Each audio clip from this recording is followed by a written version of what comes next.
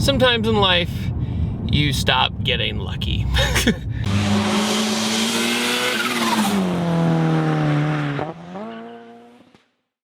Today, I'm in the Lexus RCF Track Edition with a 472 horsepower V8. Now, I'm gonna have a full review out for this car very shortly, but when I first got in this car, I noticed the very vibrant red interior, the kind of racing seats vibe you get to it. And then it made me really think about the attention you get in cars like these, including the unwanted attention. Listen to that blinker, it's so satisfying. So one of the most common questions I get as a car reviewer is, don't you get pulled over a lot, or do you ever get pulled over while reviewing cars and making these videos? Well, the answer is yes. But it is pretty few and far between. I'm very particular of how I drive and the time and place, I guess you could say.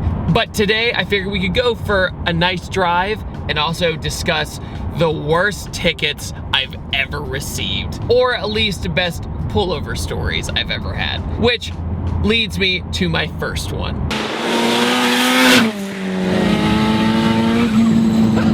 So, the Turbo F20B Integra. It's a lot of people's favorite video I've ever made, and that's why I used the sound clip in my intro.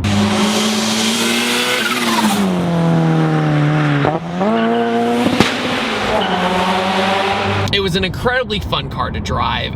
The review couldn't have gone any smoother. I did all the glamour shots, I drove it on the back road, I discussed the car, I did everything I needed to do, except I didn't have any rolling shots and I didn't have any flyby shots, which flyby shots I typically judge on the environment. So this time around, we are on this tight little back road and I tell the owner of the car, Chris, hey, listen, you don't have to go that fast. I just need you to roll on by. I just want a shot of you going by me so we have a nice B-roll shot. Well, Chris took it upon himself to be like, you know what? Screw that, and just dump the clutch.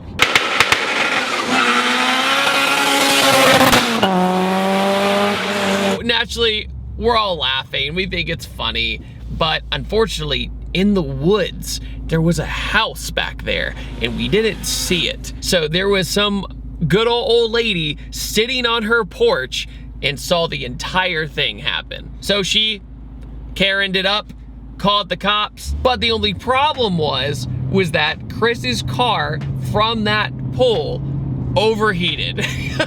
Being the budget turbo Honda it was, you know, we had to pull it over, pop the hood, and let it cool down. Unfortunately, when we had to let it cool down, there were burnout marks next to the point we overheated, and we had a GoPro on the car. Not 3 minutes later, a police officer showed up. Cop shows up and goes, I know what you guys are up to. You're a bunch of hooligans, etc., etc. I can get eyewitness reports if I need. And Chris was just like, no, don't know what you're talking about. I have absolutely no idea what you're talking about. Basically said, there was this other Civic that we were driving with. Don't worry about it. He went that way. He took both of our licenses for some reason because he couldn't really prove anything because we were on the side of the road and he didn't know which one of us was driving. So he took both of our driver's licenses. So then he takes the driver's licenses, sit in his car for a while, and you could tell he was just kind of twiddling his thumbs, like he didn't really know what to do. I think he was just kind of frustrated because he didn't have anything on us. So I slowly reached for the GoPro when he was looking and I unmounted on the car and I basically delete the footage on the spot. Because I was like, good luck.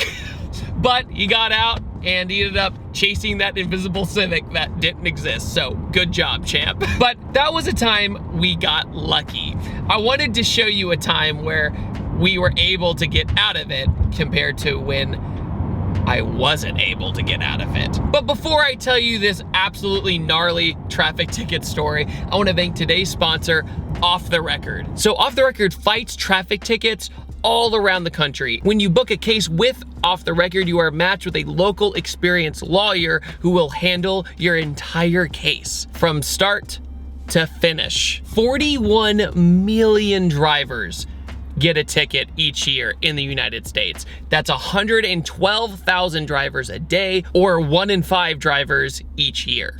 And the average ticket fine is $150, but over the course of 3 years, the average insurance increase is $1,000 plus. So you have to be careful, and also realize that you can fight a ticket and you can win. Most people don't even bother because they're like $150 fine, but they don't think about the rest of the consequences that come with the ticket. Off the Record has successfully contested and dismissed tens of thousands of traffic tickets and misdemeanor charges, even including racing, hit and run, reckless driving, which we are about to talk about. And Off the Record has a 97% success rate. And it even offers its client a full refund if they aren't able to keep the ticket off the client's driving record or get it reduced. Only the best and local lawyers are on Off the Record, and they basically vet a bunch of people who perform poorly and they kick them off the app. So you only have the best of the best lawyers in town. It makes life incredibly easy and it's stress-free. Once you use Off the Record, you'll realize that you should always fight a traffic ticket, no matter what. And also to keep you out of a court visit. So no court visit, the lawyer goes to court for you and you can go on living your life. And you should enjoy driving. Like, driving shouldn't be something you're scared of. Getting a ticket is not the end of the world, even though it really will feel like it at the time. So make sure to head over to offtherecord.com/DudeinBlue for 10% off your first case. It's last year, and I have the brand new Toyota Supra in Seattle, Washington. I'm about to go on a cross-country road trip with Rob Ferretti, Matt Farah, and Adventure Drives. Everything's gonna be great. We're going from Seattle all the way through Idaho, Montana, Glacier National Park, all the way down to Jackson Hole, Wyoming, and the Grand Teton. So this is basically my vacation while also working. So I knew I was gonna have an amazing time. Well, so I thought at first. We leave Seattle, and the group is driving pretty overzealous. They're going pretty fast. I realized, you know what? I don't really want a ticket. I'm just gonna hang back. And so I go, we're all going to the same place. I'll meet up with them later. I'm cruising along, and then all of a sudden my GPS stops working. And I go, oh crap, now I really don't know where I'm going. Then I try to use the infotainment system, and you know, that's being kind of finicky, so that GPS isn't really wanting to work in my favor either. I'm behind this RV, and the RV's kind of swerving back and forth. You can kind of guess what he's probably doing. Maybe he's tired, maybe he's texting and driving, maybe it's that other thing that you're really not supposed to be doing while driving. I'm just cruising in the right lane like a Boy Scout. Like, I'm doing absolutely nothing wrong, right? But I eventually go, you know what, this guy seems kind of dangerous and I don't want to be by him. And then, along with the fact that my GPS wasn't working, I just wanted to catch up to the group, maybe even gain some ground to see if I could spot them. The speed limit is 60 miles an hour. I'm cruising at 60 miles an hour. I go over into the left lane. I then maybe hit the gas pedal 3 to 5 seconds, somewhere around there. And as I let off, I was going around a turn at the peak of my speed where I was starting to slow down. Around this blind turn was a police officer waiting for me, and he clocked me at 104 miles an hour in a 60. I looked over at my fiance Alejandra and I say, hey, listen, this is what's probably going to happen. I might go to jail right now, so don't panic. Just let's figure out a way to get me out or bail me out just in case. I pull over, he comes right up on my butt, gets out, walks up, and he didn't look as angry as I thought he was gonna look. And he goes, what's the hurry? Literally was like, got separated from my friends, and I hit the gas a little bit, and that was it. So he gets in his police car and sits there for about 35 minutes. Another cop pulls up, and I'm sitting in the Supra going, dude, like, can we get this going? Like, if I'm gonna go to jail, can we at least get that process started? Because I have a vacation. Like, I was just so ready to be out of this situation, even if it meant I got in trouble, which sounds ridiculous, I know. So we basically knew that he was in the car trying to figure out what to do with me. Finally, he comes up, gives me a gnarly ticket and says, here is your reckless driving ticket and I'll see you in court. Here is your court date. Did I mention that I live in Atlanta, Georgia, and not in a small podunk town in Washington state? Yeah, they expected me to fly all the way back. Meanwhile, we go to the beach where the Goonies was filmed. I believe it's Cannon Beach. I might be wrong, has the big rocks there. So I take a picture of the ticket, I upload it to Off the Record, and I'm really stressed out about this. Reckless driving is no joke. I grew up in Virginia, which has the worst speeding laws in the country pretty much. So I'm like, my life is over. It matched me up with an absolute rock star of a lawyer from downtown Seattle who decided to represent my case. He gave me a phone call in an hour.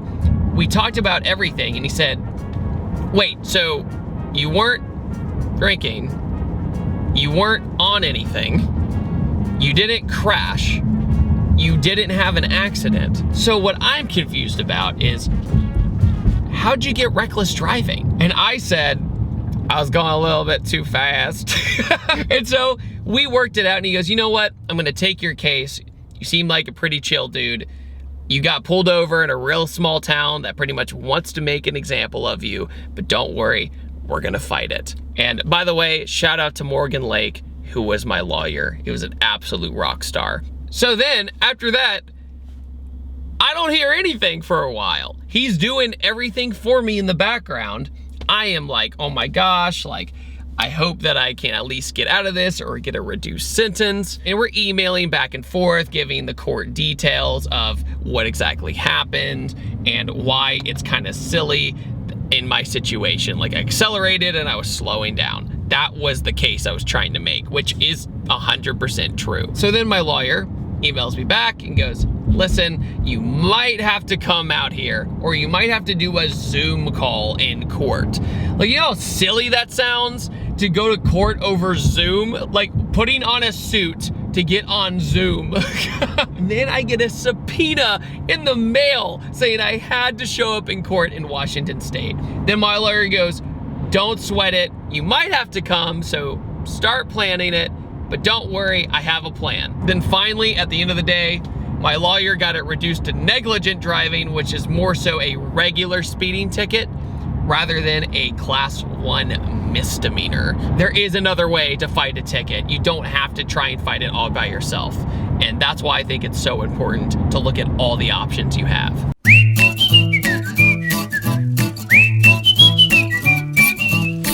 I just graduated high school. I had a 3-valve Mustang GT convertible, and I was leaving my community college that I was doing a semester at in order to transfer to film school. I was at an intersection that went from 2 lanes to 1 lane, and I had this minivan to my left. And so I go, wait a minute, I forgot that this is 1 lane. The light turns green, and I gun it to get in front of this minivan. But then I realize I'm heading straight towards my old middle school. As soon as I cross into the middle school, the lights come on for the school zone. So I didn't even see them turn on. It was like, joke's on you, lights on. And so it went from a 45-mile-an-hour speed limit to a 25-mile-an-hour school zone speed limit. In other words, you don't want to be caught speeding in a school zone. And right at my school was an undercover Chevy Impala. And the Chevy Impala pulls me over and goes, what were you doing? And he clocked me at a 56 and a 25. But if you think about it, if it was a 56 and a 45, it wouldn't have been as bad. Somebody who's just going a little too fast, not paying attention. And with my limited social skills at the time, I literally just said, I'm sorry, I was going too fast. Instead of kind of being like, well, this is my situation. He gives me a gnarly Virginia reckless driving ticket. So I have to appear in court on my birthday. What a lame birthday that is. I ended up spending a fortune to fight this ticket. So I go to court, lawyer does a great job, reduces it to about 10 over. I had to go to driver's school, which is an absolute joke in most states. I went to a Days Inn motel for my driver's school so I could basically get my license back. And you walk in there and you watch a bunch of stupid like DMV movies, right, that are absolutely awful production quality. And they're like, don't speed, don't listen to music that's intense, it'll make you drive faster. I like intense music, so I guess that's a problem. Oh, is that against the law too? But I got through it. My life didn't end, even though it felt like it was going to end, but it was an absolutely awful experience. And then I look back at the Seattle one and how much easier it was, even though the ticket arguably was worse. Because, you know, when you go into triple digits, that just sounds bad, right? But at the end of the day, that's just life, especially if you enjoy cars. You are most likely going to get pulled over. And my best advice for getting pulled over for speeding is both hands on the wheel, don't make any sudden movements. So on that note, guys, what is the worst traffic offense you have ever gotten? Put it down in the comment section below and tell me what the aftermath was. Did your insurance go up? How was your life different? Because getting a gnarly ticket can change your entire life. And I figured by telling you that I'm human and I get in some bad situations sometimes that you can relate to it as well. Thank you guys so much for watching this video. I upload on Tuesdays, Thursdays, or Sundays. And I will see you guys next time, and take it easy. Have a wonderful day. Goodbye.